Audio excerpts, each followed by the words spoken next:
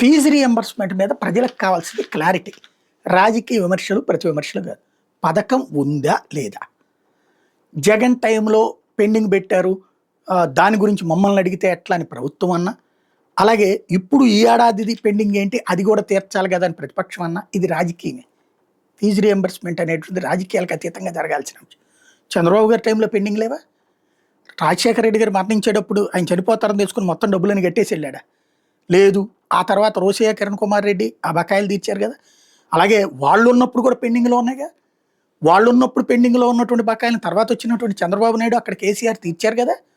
అలాగే చంద్రబాబు నాయుడు కేసీఆర్ ప్రభుత్వంలో ఉన్నప్పుడు ఫీజు రీఎంబర్స్మెంట్ బకాయిలు ఉంటాయి కదా. ఏమన్నా దిగిపోతున్నప్పుడు లేదా ఎలక్షన్స్ లాస్ట్ ఎలక్షన్స్ ముందు అన్ని బకాయిలు తీర్చేస్తారా ఏంటి? అది ఏమన్నా ఆస్తి పంపకాల కాదు కదా. అక్కడ జరుగుతున్నటువంటిది ఒక స్పష్టత ఉంది. అయితే బకాయిలు ఓ ప్రభుత్వం దిగిపోయేటప్పుడు ఆ నెక్స్ట్ ప్రభుత్వం ఆ బకాయిలు తీర్చాలి. ఫీజు రీఎంబర్స్మెంట్ జగన్ టైంలో 3 కిస్తీలు బకాయిలు ఉన్నాయి, తీర్చాలి ఈ ప్రభుత్వం వచ్చాక. అది తీర్చకపోవడం వల్ల ఏమైంది? వాళ్ళ సర్టిఫికెట్ రాలేదు, నానా తిప్పలు పడ్డారు కదా వాళ్ళు. అలాగే ఈ ప్రభుత్వం వచ్చాక వీళ్ళు 3 బకాయిలు తీర్చాలి కదా. దాంతో అసలు అక్కడ వాళ్ళు అడ్మిషన్స్ దగ్గర తలనొప్పి అయింది. ఇప్పుడు ఏడాది అడ్మిషన్స్కి తలనొప్పి అయింది కదా. ఫీజు రీఎంబర్స్మెంట్ ఉంటుందా లేదా? ఒకవేళ ఈ బకాయిలు మేము ఆ సంస్థలతో చెప్తున్నాం, ఆ సంస్థలు చూసుకుంటే అంటే సంస్థలు చూడట్లేదు. ఇప్పుడు వాళ్ళు చివరికి డిగ్రీ కాలేజీలో రోడ్డు కూడా ఎక్కారు, ఉద్యమాలు కూడా చేస్తున్నారు.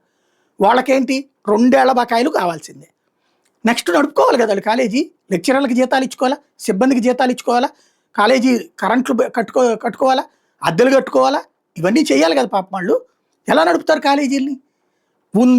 ఉంది లేకపోతే లేదని చెప్పేస్తే అప్పుడు పబ్లిక్ డబ్బులు కట్టగలిగినోడు చదువుకుంటాడు, లేదనుకుంటే ఆగిపోతాడు.